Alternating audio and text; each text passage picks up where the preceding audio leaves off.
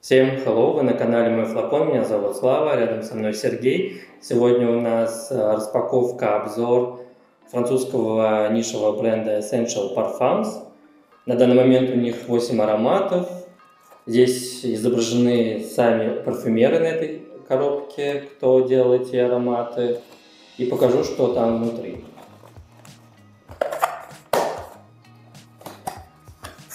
Вот так выглядят у них флакончики маленькие, как пробники. С одним из них я уже ароматом знаком и делал обзор на Divine Vanille этого бренда. Мне он понравился. Ну и мы сегодня будем оценивать их, все ароматы, которые мы еще не оценили. Я лично хочу поставить им оценку, Сергей особо не хочет этого делать. Будем просто оценивать и говорить свои ассоциации. Начнем мы знакомиться с аромата Nice Bergamot. Откроем их, коробочку.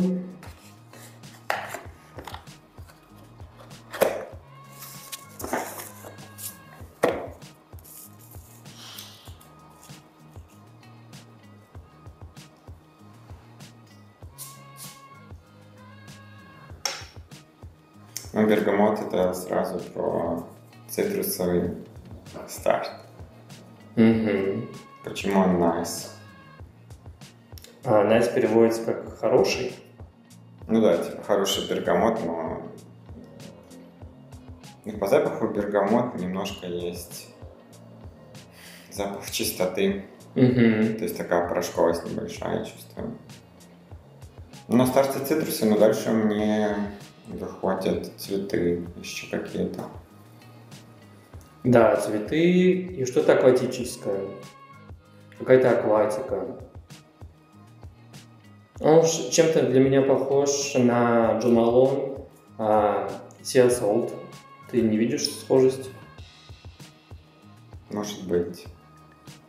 Такой немного акватический, цитрусовый, запах чистоты. Также можно сказать про Sea Salt.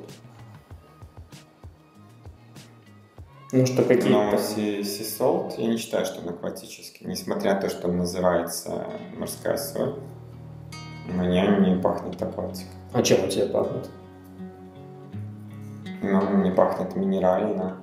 И там шафран, насколько я помню. Ну, минеральность это и есть морская вода, соль. Да. Ну что ж, Nice Bergamot. Сделал его Энтони Майседио. Поправьте, если неправильно. И здесь немного нот: бергамот, жасмин, иланг-иланг, кедр и бабы тонка. Ну вот жасмин получается, иланг-иланг цветочная составляющая, бергамот, понятно, цитрусовый яркий старт. Ну где-то в базе, наверное, будет ближе бабы тонка или что-то такое, потому что я не слышу. Да, и на самом деле он не сладкий. Не особо сладкий этот аромат. И мне он нравится, кстати, хороший. Я бы 7 из 10 бы поставил. Неплохой. Вообще эти ароматы, кто хочет познакомиться с нишей, это идеальный бренд, так как здесь прикольные и хорошие знаменитые парфюмеры работают над этим брендом. Второй аромат у нас Rose Magnetic.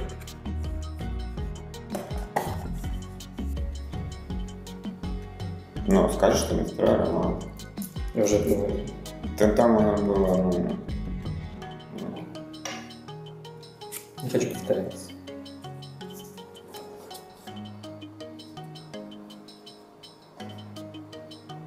Как он называется? Rose? Rose Magnetic. Притягательная роза. Ну да, такой розовый старт, но мне еще пока... Ага, но мне нравится эта роза, она такая нежная, красивая, такая красная роза. Я представляю прям красную розу. Пахнет прекрасный. Мне нравится этот аромат. Ну, я бы сказал, что это моноаромат. В основном здесь роза, и мне больше ничего не положили. Может быть, он потом раскроется в базе чем-то. А так здесь нежная роза, она не кричащая. Да, она не кричащая, она такая классическая красная роза. Даже, может быть, красно-розовая, такая нежная, мне кажется. Тоже глянем, заявлено ли что-то кроме розы здесь.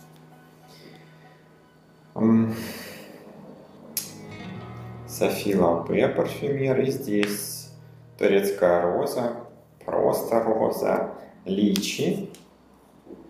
Ну, сладость, розовая сладость такая, да. Грейпфрут, ваниль, бобы тонка, мята и кедр. Ну, может быть, где-то какие-то аспекты на коже появятся. Но здесь такая роза немножко сладковатая. Ну и сладость это в меру. То есть здесь не... Как и первый аромат, он в меру сладкий. Я не люблю сладкие ароматы. Это вот прекрасный вариант. Ну и сколько ты поставишь баллов? Этому аромату я бы поставил бы шестерочку.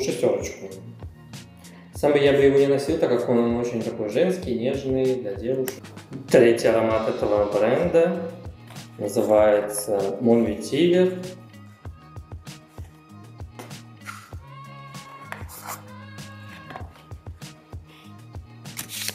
Тебе нравится ветивер в ароматах, Сергей? Не всегда. Он довольно часто кислит для меня. И поэтому довольно резкий аромат ветивер. Но здесь, кстати, вот он не кислит, он такой больше... Он кислит. Кислый прям как лимончик. Ну, это не ветивер кислит, это кислят, скорее всего, цитрусы на старте. А сам ветивер какой-то больше кремовый для меня.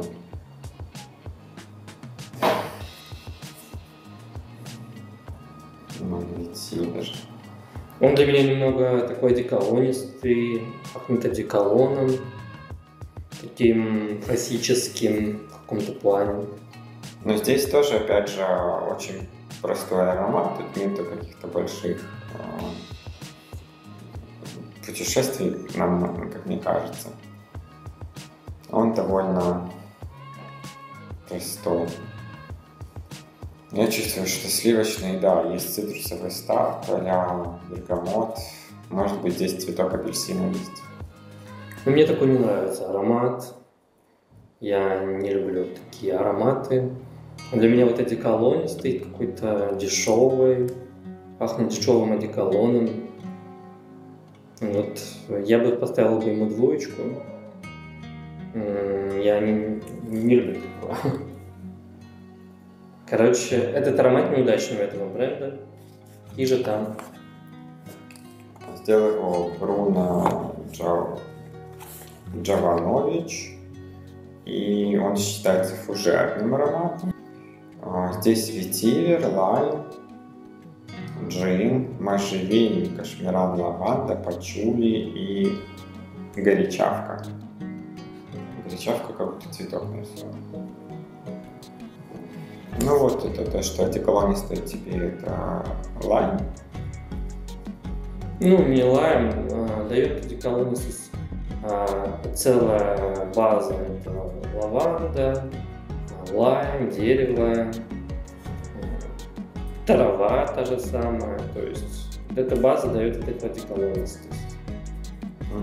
Поэтому я не люблю одеколоны.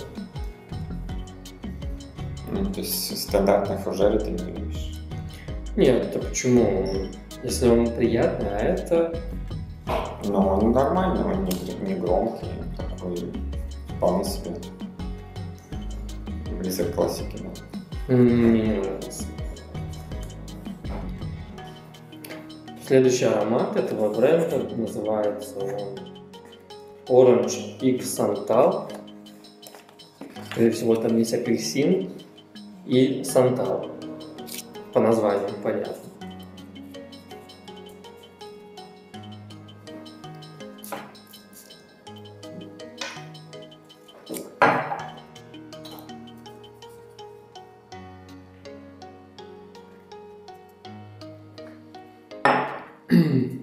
Сразу запахло вот этими индийскими ароматическими палочками. Вот это дает сантал.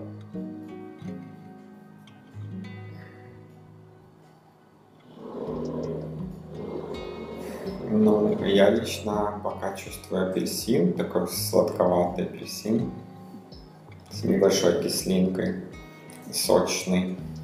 Старт довольно сочный. Сантал пока еще мне не дошел.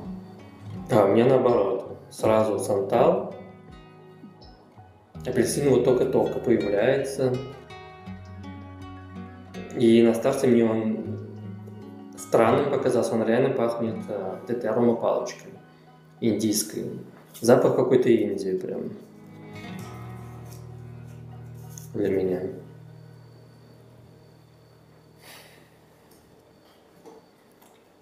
Индия во флаконе.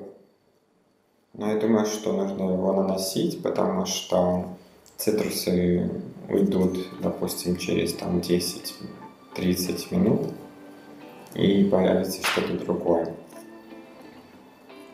Скорее здесь даже есть какие-то специи, потому что он такой пряный. Здесь, возможно, есть корица. Что-то я такое чувствую. Красивый аромат, на самом деле, несмотря на то, что он такой теплый, он очень теплый. Вот. Как раз на холодное время года он будет вас согревать своей этой теплотой. Какие там ноты? Горький апельсин, австралийский сандал, кипарис, базилик и дубовый мох. Но мне нравится этот аромат, я даже ему поставлю 7. Хороший, приятный. А тебе как этот аромат нравится? Ну, неплохой. Но опять же, как я сказал, нужно базу смотреть, как он будет на кожу саживаться. Следующий аромат, я с ним уже знакома.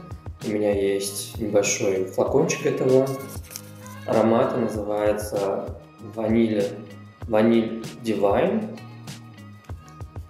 И я считаю, что это лучший аромат этого бренда, по-моему. Здесь красивая ваниль. Собственно, божественный. Да, мне нравится. И такой сладкий аромат. Но сладость она такая здесь. Я не хочу сказать, что она гурманская. Она такая деликатная. Здесь какая-то есть горчинка, как будто вишневая косточка. Что-то даже есть как будто шоколадное. Но шоколад, да, наверное, пахнет шоколадом каким-то. И алкогольность. Здесь есть алкогольность. Пахнет вот вишней в коньяке, конфетами вишни в коньяке. Мне нравится этот аромат, я ему ставлю 9. Прекрасно. А ты что скажешь? Для меня он слишком сладкий. Я такие профили не очень люблю. Но так, ваниль, да, вперемешку с чем-то. Но я согласен, шоколадная, либо косточка какая-то вишневая. Но, наверное, здесь еще есть древесные ноты. Амбра, может быть. Может, что-то из пряности еще добавили. Вот этот аромат, он уже сложнее, чем предыдущие, а больше нот улавливается.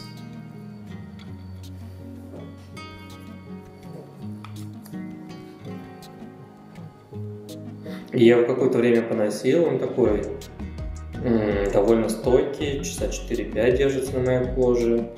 Но не скажу, что он шлейфовый, то есть я думаю, он такой рядышком с вами будет. Верхние ноты: корица, мускатный шалфей и черный перец. Дальше идут ладанос, мантус и помароз. Какая-то молекула. И базовые ноты: мадагаскарская ваниль, бобы тонка, бензоин, кедр, пачули, мускус. Подробнее я его даже сравнивал с этот аромат с Kilian Angel Share. У нас под этим видео будет ссылка на это видео. Можете посмотреть. Следующий аромат называется у нас The Mask. Скорее всего, он будет, наверное, мускусный.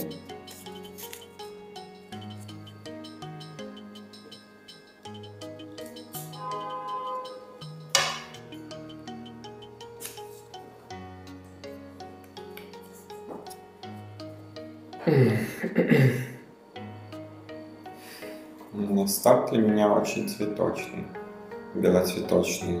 Цветок апельсина, может жасмин опять же. Может быть ландыш. Очень цветочный.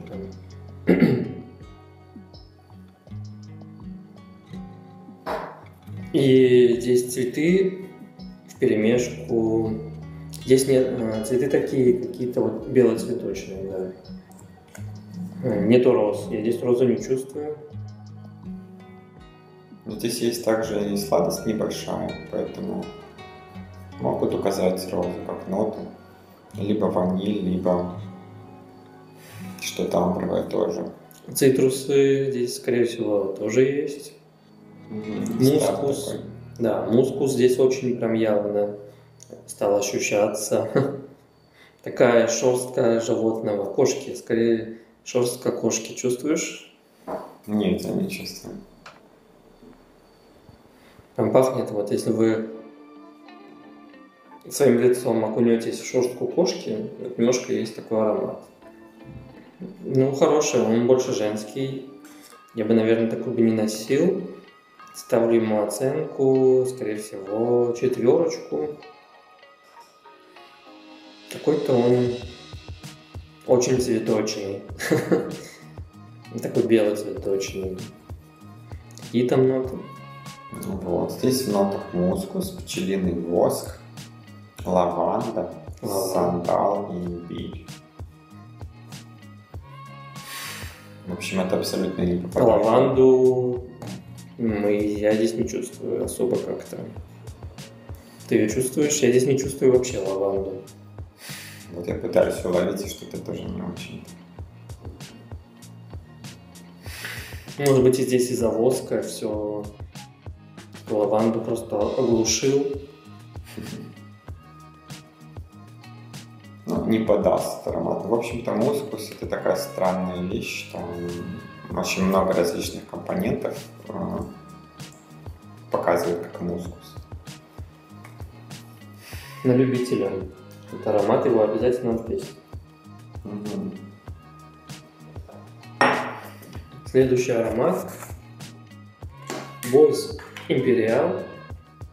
И это аромат один из моих любимых парфюмеров Квентина Биша.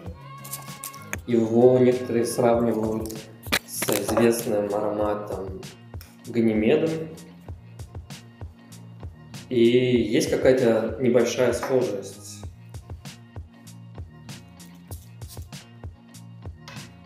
Этого аромата.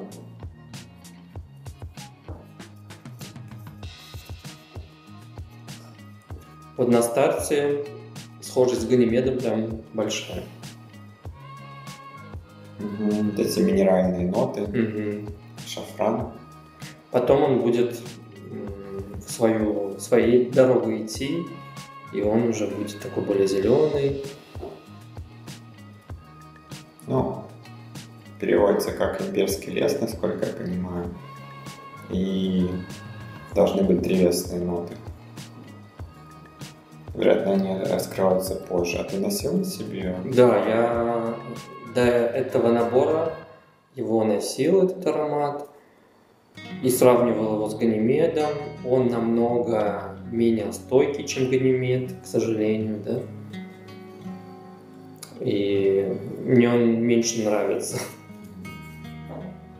Здесь какая-то есть нота, она как будто отдает хлоркой. Есть такая, знаешь, нота хлорки. Но не явная прям хлорка, но вот такое вот, когда хлорку разбавляют в воде. Ну вот я чувствую какую-то порошковость, что-то такое есть. Угу. И вот эта нота хлорки, она портит для меня этот аромат. Я не знаю, что. Она какая-то не натуральная, эта нота для меня. Из чего делают хлорку? Из хлора? Это нота хлора? Хлорид натрия, я не знаю. Нет, хлорид натрия, наверное, соль. Хлор. Без понятия. Идеально этот аромат добавлять, когда вы моете пол, в ведро с водой. Будете ароматизировать свою квартиру и облагораживать, можно сказать. Ну, это очень дорогая отдушка для мытья полов, знаете. Ну, что ж там заявлено? Что же хлорка там будет сейчас? И да, Слава, здесь есть одна из ноток хлор. Представляешь? Здесь мускус, наверное, дает. Ну, не поверил. Ну, какой, не провести просто. А здесь акигалавут, ветивер, древесные ноты, базилик, перец Тимур. Перец Тимур я первый раз слышу. Да, амброксан и пачули. Ну, то есть это очень древесный аромат. Амбровый такой, да? Но амбры здесь нету. Амброксан. Амброксан это не амбр. А что? Амброксан это искусственная молекула. У нее есть многие аспекты, но не помню на самом деле правда. Ну вот, это амбра искусственная. Да? Конечно. Ну, значит, амбра искусственная. Этому аромату я люблю очень Ганимед аромат, и так как он похож, но вот он уже в начале только с Ганимедом, ставлю ему 7. Целый флакон бы я бы не хотел. И последний аромат этого бренда, он называется у нас Fig Infusion. Сделала его знаменитая Натали Ларсон, парфюмер. Она очень много крутых брендов, она очень много сделала крутых ароматов для многих брендов.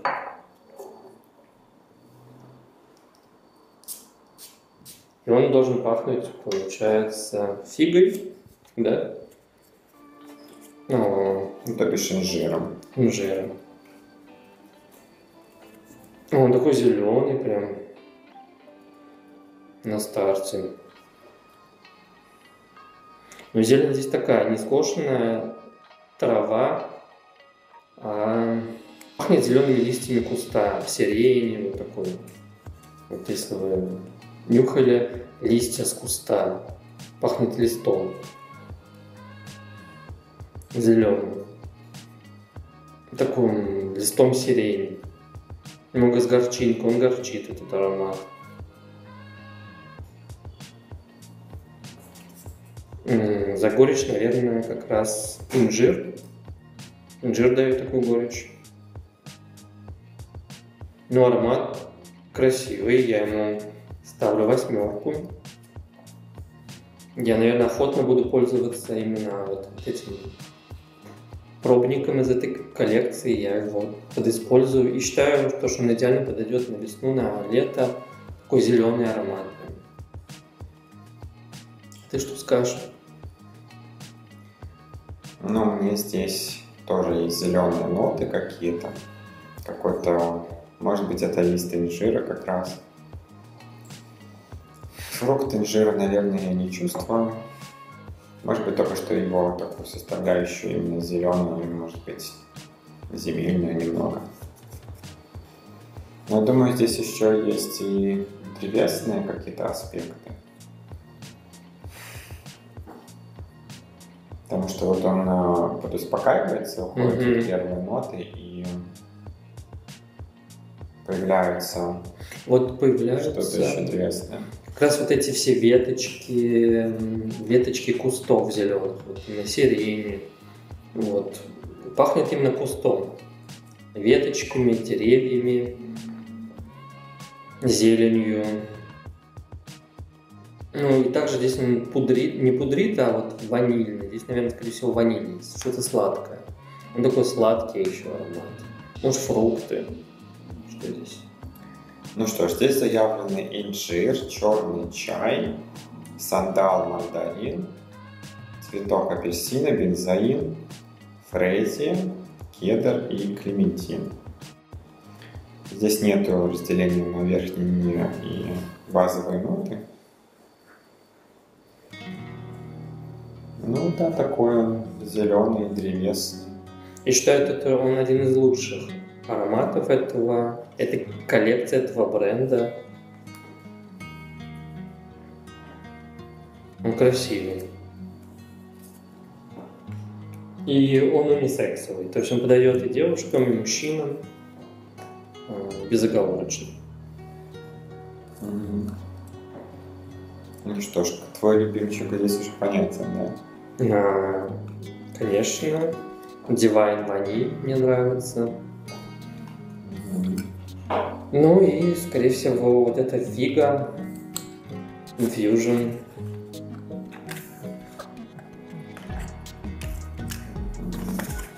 А у тебя какие любимчики? Ну, ты сейчас определяешься.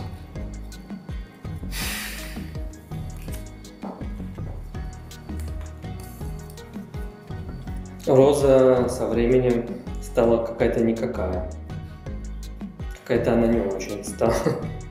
Какая-то завядшая. Завяла, короче.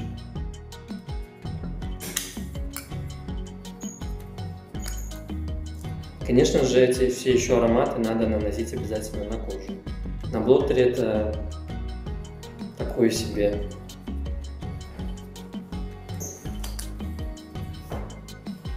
У меня, наверное, на первом месте будет Bois Imperial, имперский лес. Он мне очень напоминает Ганимеда, мне Ганимед нравится. Люблю вот такую минеральность. Вам всем спасибо за просмотр этого видео. Поставьте обязательно лайк и подпишитесь на наш молодой канал. Нашему каналу всего лишь 2-й месяц только идет. Нам нужны подписки, лайки, комментарии. И пишите в комментариях, каким ароматом, может быть, с этим брендом вы уже знакомы и пользуетесь. Всем хорошего вечера. Пока. Goodbye.